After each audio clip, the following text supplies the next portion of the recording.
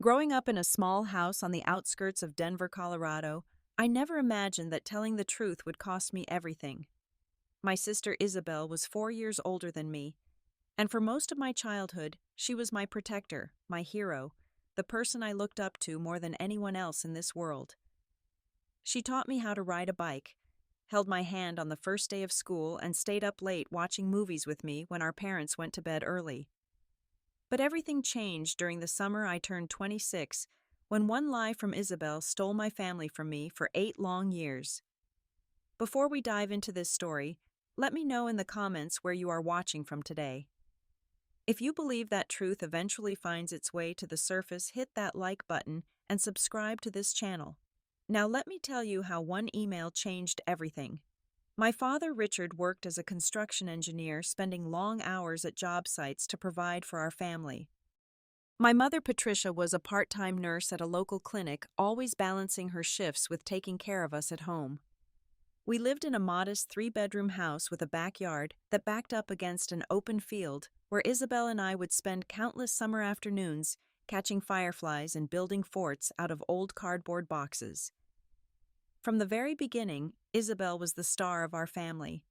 She was beautiful with long dark hair and bright green eyes that seemed to capture everyone's attention the moment she walked into a room. She excelled in school, always bringing home straight A's and earning spots on the honor roll every single semester. My parents adored her in a way that was impossible to miss.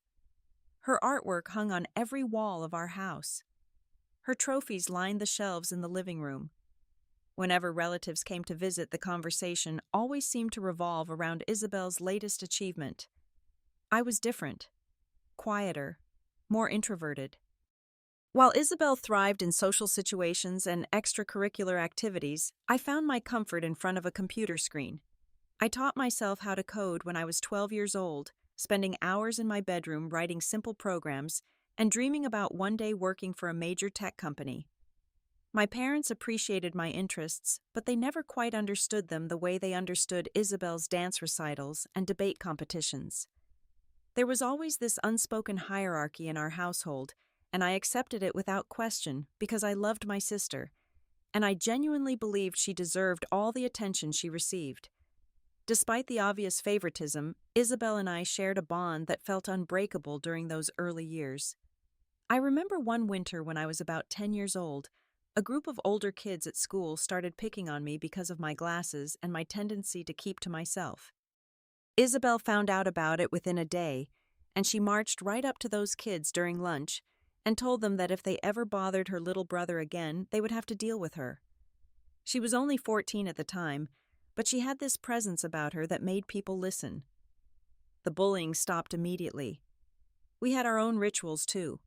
Every Friday night after our parents fell asleep, Ysabel would sneak into my room with a bowl of popcorn, and we would watch scary movies together on my small television with the volume turned way down. She would pretend to be brave, but I knew she got just as scared as I did during the jump scares. Those nights meant everything to me. They were our secret, our special time away from the expectations and pressures that seemed to follow us everywhere else. But people change. Or maybe they just reveal who they always were beneath the surface.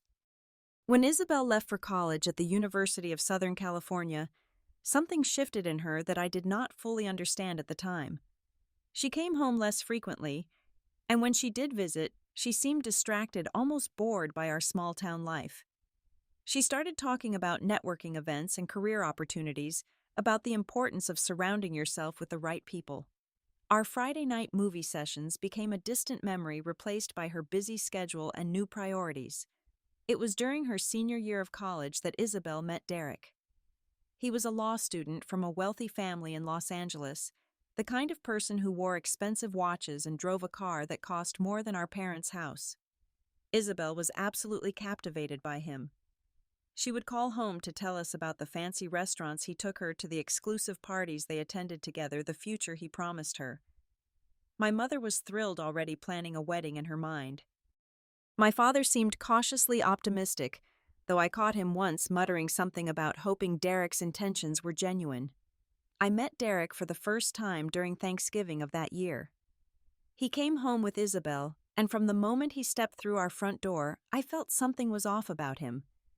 He shook my hand with a grip that was just a little too firm, looked me up and down like he was assessing my worth, and then spent most of the dinner talking about his upcoming clerkship at a prestigious law firm. When I mentioned that I had just landed an internship at a tech startup, he nodded politely, but his eyes glazed over with disinterest. Ysabel noticed none of this. She was too busy gazing at Derek like he hung the moon in the sky. Over the next few years, I watched my sister transform into someone I barely recognized. The girl who used to sneak popcorn into my room and laugh at cheesy horror movies was replaced by a woman obsessed with appearances and social climbing. She started correcting my grammar, criticizing my clothes, making subtle comments about how I needed to be more ambitious if I ever wanted to make something of myself. I told myself it was just a phase, that the sister I loved was still in there somewhere. I had no idea how wrong I was. Ysabel married Derek in an extravagant ceremony at a luxury resort in Aspen when she was 28 years old. I was 24 at the time, fresh out of college and working my first real job as a junior software developer at a small company in Denver. My parents used a significant portion of their savings to help pay for the wedding, a decision that Derek's wealthy family did not offer to assist with, despite having more than enough money to cover the entire event. I was asked to be one of the groomsmen, which surprised me given how distant Ysabel and I had become. Part of me hoped that this gesture meant she still cared about our relationship, that she wanted me to be a part of the most important day of her life. I rented a tuxedo, practiced my smile in the mirror, and flew out to Aspen with a heart full of cautious optimism. The wedding itself was beautiful in an overwhelming sort of way. There were ice sculptures and live string quartets, and enough flowers to fill a botanical garden. Ysabel looked stunning in her custom-designed gown, her dark hair pinned up with what I later learned were real diamonds. Derek stood at the altar, looking every bit the successful attorney he was becoming. His groomsmen lined up beside him like soldiers awaiting inspection. I stood among them, feeling out of place in a way I could not quite articulate. During the reception, Derek's friends and family mingled in tight circles, discussing stock portfolios and vacation homes in the Hamptons. My parents sat at a table near the back, clearly uncomfortable, but trying their best to appear as though they belonged. I spent most of the evening drifting between conversations, never quite finding my footing, always aware of the invisible barrier between my world and the one Ysabel had chosen to inhabit. At one point during the reception, Derek pulled me aside and handed me a glass of champagne. For a brief moment, I thought he might be extending an olive branch, making an effort to connect with his new brother-in-law. Instead, he leaned in close and said something I have never forgotten. He told me that Ysabel had confided in him about how embarrassed she was by my lack of ambition, how she wished I would do something more impressive with my life than sit behind a computer all day. Then he patted me on the shoulder and walked away, leaving me standing there with a fake smile frozen on my face and a hole burning in my chest. The first 2 years of their marriage appeared perfect from the outside. Ysabel posted constantly on social media about their beautiful home in a gated community, their trips to Paris and Rome and Tokyo, their seemingly endless happiness. My mother would forward me these posts with messages about how proud she was, how well Ysabel had done for herself. The comparisons were never stated outright, but they hung in the air like humidity on a summer day. I threw myself into my work during this time, determined to prove that my path had value, even if it did not come with a mansion and a luxury car. I earned promotions, received recognition for my projects, and slowly built a reputation as someone who could solve problems that others could not. But none of it seemed to register with my family. In their eyes, Ysabel had achieved the ultimate success by marrying well, and nothing I accomplished could compete with that. Then came the night that changed everything. Derek was celebrating his 35th birthday with a party at their home, an elaborate affair with catering and a live band and guests who arrived in vehicles that cost more than most people's annual salaries. Ysabel had invited our parents and me, a rare gesture that I interpreted as a sign that perhaps she was softening, reconnecting with her roots. I drove 3 hours to attend, bringing my laptop along because I was in the middle of an urgent project with a deadline looming. The party was exactly what I expected. Too many people talking too loudly about things that did not matter. Too much expensive alcohol flowing too freely. Too many fake smiles and hollow compliments exchanged between people who probably did not even like each other. I made polite conversation where I could, but after a couple hours I needed a break. I found a quiet corner on the second-floor balcony and pulled out my laptop, intending to get some work done while the noise continued below. That is when I heard them. Two voices drifting up from the balcony directly below mine. One belonged to Derek. The other belonged to a woman whose name I would later learn was Meredith. At first I assumed it was innocent conversation between a host and a guest. But the longer I listened, the clearer it became that this was something else entirely. Derek was telling Meredith that he loved her, that he had loved her for over a year now, that he was making plans to leave Ysabel once he could move enough assets into accounts she could not touch. He talked about their future together, the house they would buy, the life they would build, once he was free from what he called his obligations. Meredith giggled and told him she could not wait, that pretending to be just his colleague at events like this was getting harder and harder. My stomach dropped. My hands started shaking so badly that I nearly dropped my laptop over the balcony railing. I sat there frozen for what felt like hours, but was probably only minutes, my mind racing through possibilities and consequences, and the terrible weight of what I had just discovered. I thought about staying silent. I thought about pretending I had never heard any of it, going back downstairs, finishing the party, driving home, and letting whatever was going to happen simply happen. But then I thought about Ysabel. Despite everything, despite the distance and the condescension and the years of feeling like I was never good enough, she was still my sister. She deserved to know that the man she had built her entire identity around was planning to betray her. I found her near the dessert table, laughing at something one of Derek's partners had said. I asked if I could speak with her privately, and something in my expression must have communicated the seriousness, because she excused herself without argument. We walked to a quiet room at the back of the house, and I told her everything, word for word. I described what I had heard, how certain I was about what it meant, how sorry I was to be the one delivering this news. The silence that followed was unlike anything I have ever experienced.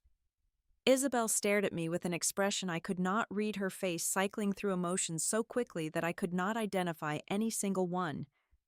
Then she laughed. A short, bitter, terrible laugh that made my blood run cold. She told me I was lying. She said I had always been jealous of her success, her happiness, her marriage to someone accomplished and wealthy. She accused me of making up stories to sabotage her life because I could not stand to see her doing better than me. Her voice rose with each accusation until she was nearly shouting, her face twisted with a rage I had never seen in her before. I tried to explain. I tried to tell her that I had no reason to lie, that I was trying to protect her, that I loved her and would never intentionally hurt her. But she would not listen. She stormed out of the room and went straight to Derek, and I watched from across the house as she pulled him aside for what was clearly an intense conversation. That night, I drove home with a knot in my stomach, hoping that despite her initial reaction, Ysabel would eventually realize I was telling the truth. I had no idea that by the time I walked through my apartment door, my entire family would already be turning against me. The phone call from my father came the next morning at 7:15. I had barely slept, tossing and turning with anxiety about Ysabel and what might be happening in her marriage. When I saw my father's name on the caller ID, I felt a brief moment of hope. Maybe Ysabel had confronted Derek properly. Maybe she had found evidence that confirmed what I told her. Maybe my father was calling to thank me for having the courage to speak up. Instead, his voice was cold in a way I had never heard before. He told me that Ysabel had called them late the night before, crying hysterically, telling them what I had done. But the story she told was not the story I knew. According to Ysabel, I had gotten drunk at the party and made inappropriate advances toward a woman named Meredith, one of Derek's colleagues. When Meredith rejected me, I supposedly flew into a rage and invented lies about her and Derek having an affair to get revenge for the humiliation. I tried to interrupt to explain that none of this was true, but my father would not let me speak. He said that Ysabel had been devastated by my behavior, that Derek had corroborated her account of events, that multiple guests at the party had apparently noticed me drinking heavily throughout the evening. The evidence, as far as my father was concerned, was overwhelming. My mother called an hour later, her voice thick with tears and disappointment. She said she could not believe that her own son would try to destroy his sister's marriage out of petty jealousy. She asked me what I had to say for myself, but when I started to explain, she cut me off and said she did not want to hear any more lies. Then she hung up. Over the next few weeks, I made countless attempts to contact my family and tell them my side of the story. I called and texted and emailed. I wrote a long letter explaining exactly what had happened that night, detailing the conversation I overheard between Derek and Meredith, begging them to at least consider the possibility that I was telling the truth. None of it mattered. My parents had made up their minds, and Ysabel had ensured that her version of events was the only one they would accept. I was removed from the family group chat. My calls started going straight to voicemail. When Thanksgiving came around that year, I was not invited to dinner for the first time in my entire life. I spent the holiday alone in my apartment eating takeout and wondering how everything had fallen apart so quickly.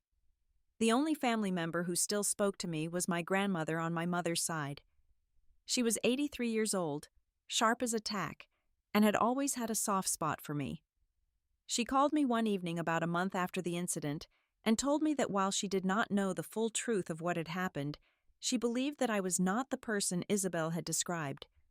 She said that my parents had forbidden anyone in the family from contacting me, but she was too old to care about their rules anymore. That phone call was the only thing that kept me from completely falling apart during those early months.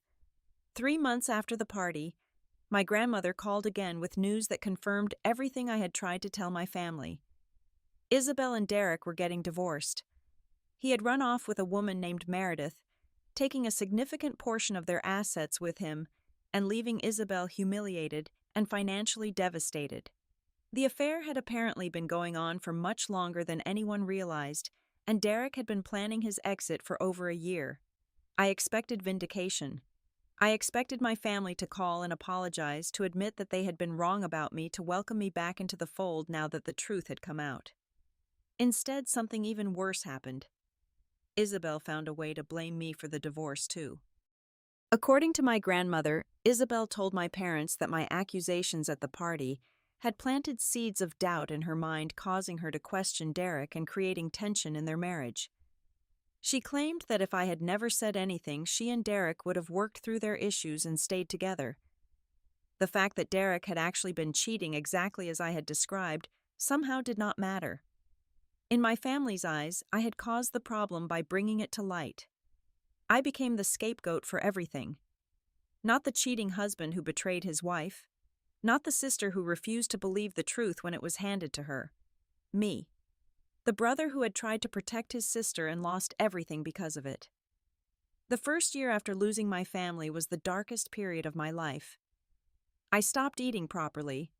I could barely focus at work. Some nights I would sit in my apartment and stare at my phone, hoping for a call that never came, an apology that was never offered. I started seeing a therapist after my performance at work dropped so significantly that my manager pulled me aside and suggested I might need some help. My therapist was a calm, patient woman named Dr. Elaine Hoffman, who listened to my story without judgment and helped me understand something crucial. She told me that I could not control how other people reacted to the truth. I could only control whether I was willing to compromise my integrity to maintain relationships with people who did not value honesty. She said that sometimes doing the right thing means losing people who were never really on your side to begin with. My friend Jonathan was the other lifeline during this period. We had met in college and stayed close over the years, bonding over our shared love of technology and terrible horror movies. Jonathan never doubted my account of what happened. He was the one who showed up at my apartment with groceries when I was too depressed to leave the house. He was the one who dragged me out to dinners and events when all I wanted to do was hide from the world. Without him, I am not sure I would have made it through. Slowly, painfully, I started to rebuild. I threw myself into my work with a new determination, channeling all the anger and hurt into becoming the best at what I did. I earned promotions. I took on challenging projects that others avoided. By the time 5 years had passed since the incident, I had risen to the position of senior software engineer at a major tech company, earning a salary that would have impressed even Derek and his fancy law degree. It was during this period that I met Brianna. She worked in the marketing department at my company, and our paths crossed during a product launch event. She was warm and genuine in a way that felt almost foreign to me after years of dealing with Ysabel and her superficial values. On our third date, I told her the full story of what had happened with my family. I expected her to make excuses and leave to decide that I was too damaged, too complicated, not worth the trouble. Instead, she took my hand across the table and told me that anyone who could not see my worth did not deserve me in their life. We got married after 3 years of dating in a small ceremony with only close friends present. My grandmother attended, defying my parents' wishes one final time before she passed away the following spring. A year after our wedding, Brianna gave birth to our son Lucas. Holding him in my arms for the first time, I felt something shift inside me. I had a family again. Not the one I was born into, but the one I had chosen and built for myself. Still, the wound never fully healed. Every Christmas, every Thanksgiving, every birthday, I would think about my parents and wonder if they ever regretted their decision to cut me off. I wondered if Ysabel ever felt guilty for the lies she told. I wondered if any of them missed me the way I sometimes, despite everything, still missed them. 8 years after the night that destroyed my family, I received an email that changed everything. The sender was Meredith Walker, the same Meredith whose name had been used to frame me, whose affair with Derek I had tried to expose, whose existence had haunted me for nearly a decade. I almost deleted the email without reading it, assuming it was spam or some cruel joke. But something made me open it. Meredith wrote that she had spent months trying to find me, eventually locating me through LinkedIn. She wanted to apologize, not just for the indirect role she played in destroying my relationship with my family, but for staying silent all these years when she knew the truth. She explained that she and Derek had divorced after 5 years together, after he did to her exactly what he had done to Ysabel. He found someone younger, someone newer, and discarded Meredith like she meant nothing. But the most important part of her email came at the end.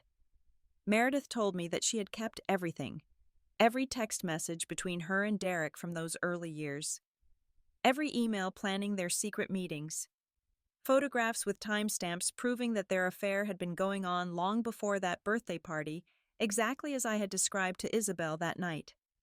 She offered to share all of it with me if I wanted it. I spent 3 days thinking about what to do. Part of me wanted to let it go, to accept that my family had made their choice and move on with the life I had built. But another part of me, a part that had been silent for 8 years, demanded justice. Not revenge. Justice. My parents deserved to know that their son had been telling the truth. They deserved to make an informed decision about who they wanted in their lives. I talked to Brianna about it. She listened carefully, asked thoughtful questions, and then said something that helped me make my decision. She told me that she supported whatever choice I made, but she believed that truth had power and that my parents had a right to access that power even if they chose not to use it. She said, I was not doing this to hurt Ysabel. I was doing this to free myself from the burden of carrying a lie that was never mine to carry. I wrote to Meredith and asked her to send me everything she had. 2 weeks later, I composed the most important email of my life. I addressed it to both of my parents. I told them that I was not writing to ask for forgiveness or demand an apology. I was not writing to be welcomed back into the family or to repair what had been broken. I was writing because they deserved to know the truth about what really happened 8 years ago, and what they chose to do with that truth was entirely up to them. I attached everything Meredith had sent me. Screenshots of text messages where Derek told her he loved her, dated months before the birthday party. Emails discussing their plans to be together once he could safely leave Ysabel. Photographs from secret trips they had taken, their metadata proving when and where each image was captured. The evidence was overwhelming and irrefutable. I ended my email with these words. I wrote that I had lost my family because I tried to protect my sister from a man who was betraying her. I wrote that I had spent 8 years being called a liar by the people who were supposed to love me unconditionally. I wrote that I did not need them to come back into my life, but I needed them to know that their son had never lied to them, not even once. Then I hit send and waited. 2 weeks passed without any response. I told myself I was prepared for silence, that I had done what I needed to do regardless of the outcome. But every time my phone buzzed, my heart would leap with a mixture of hope and dread. The call came on a Sunday afternoon. I was in the backyard with Lucas pushing him on the swing set we had installed the previous summer. Brianna brought me my phone with a look on her face that told me everything I needed to know. The caller ID showed my father's name for the first time in 8 years. His voice was different than I remembered. Older, shakier, broken in a way that made him sound like a stranger. He told me that he and my mother had spent the past 2 weeks going through everything I had sent, verifying the authenticity of the evidence, coming to terms with what it meant. He told me that they had confronted Ysabel and that she had finally admitted the truth. She had known I was not lying that night at the party. She had always known. But she was too proud, too embarrassed, too invested in her image as the perfect wife to accept that her husband was cheating on her. So she created a different narrative, one where I was the villain and she was the victim, and she had stuck to that narrative even after Derek proved me right by running off with Meredith. My father apologized through tears. He said words I had stopped hoping to ever hear. He told me he was sorry for not believing me, sorry for choosing Ysabel's lies over my truth, sorry for missing 8 years of my life, sorry for not being there when my grandmother died, sorry for everything. My mother got on the phone next and could barely speak through her sobbing. She kept saying my name over and over like she was trying to convince herself that I was real, that this conversation was actually happening. I will not pretend that forgiveness came easily. It did not. There were months of difficult conversations, of painful truths being spoken, of old wounds being reopened so they could finally heal properly. My parents met Brianna for the first time at a quiet dinner where everyone cried more than they ate. They met Lucas, their grandson, and I watched my mother hold him with trembling hands and whisper apologies to him for all the birthdays she had missed. As for Ysabel, the truth destroyed the carefully constructed image she had maintained for so long. Family members who had once adored her began to see her differently. Friends who had only heard her version of events learned the full story. The pedestal she had stood on for her entire life crumbled beneath her, and she was left standing in the rubble of her own lies. She tried to contact me multiple times. Texts, emails, voicemails, filled with apologies and explanations and pleas for forgiveness. I read some of them in the beginning, but eventually I stopped. Not out of hatred. Not out of revenge. Simply because I had realized that Ysabel was no longer someone I needed in my life. The sister I had loved, the one who taught me to ride a bike and watched scary movies with me on Friday nights, had disappeared long before that birthday party. What remained was a stranger who had valued her pride more than her family, and I had no obligation to pretend otherwise. Today, my relationship with my parents is slowly healing. It will never be what it could have been. Too much time has passed, too much damage has been done. But we are trying, and that counts for something. Lucas knows his grandparents now. They come to his birthday parties and send him presents for Christmas. They are part of his life in a way I once thought impossible. I do not know what happened to Ysabel. I do not know if she ever found happiness or if she is still struggling with the consequences of her choices. And honestly, I have stopped caring. Not because I wish her harm, but because I have learned that some people are meant to be chapters in your life, not the whole story. If there is one thing I want you to take away from my experience, it is this. The truth might cost you everything in the short term. It might cost you relationships and holidays. and years of your life spent wondering if you made the right choice. But the truth has a way of surfacing eventually, and when it does, you will be grateful that you never compromised who you are to please people who did not deserve your honesty. Family is not just about blood. It is about the people who choose to stand beside you when standing beside you is hard. It is about the people who believe in you when belief requires courage. I lost one family because I told the truth, and I gained another family because I refused to become someone I was not. Now I want to hear from you. Have you ever lost someone important because you chose honesty over convenience? How did you find the strength to move forward? Share your stories in the comments below. And if this video resonated with you, please hit that like button, subscribe to this channel, so you never miss another story, and share this with someone who might need to hear it today. Thank you for being here, for listening, and for being part of this community. I hope that whatever truth you are carrying, you find the courage to let it be heard. Take care of yourselves, and remember that your worth is not determined by the people who failed to see it.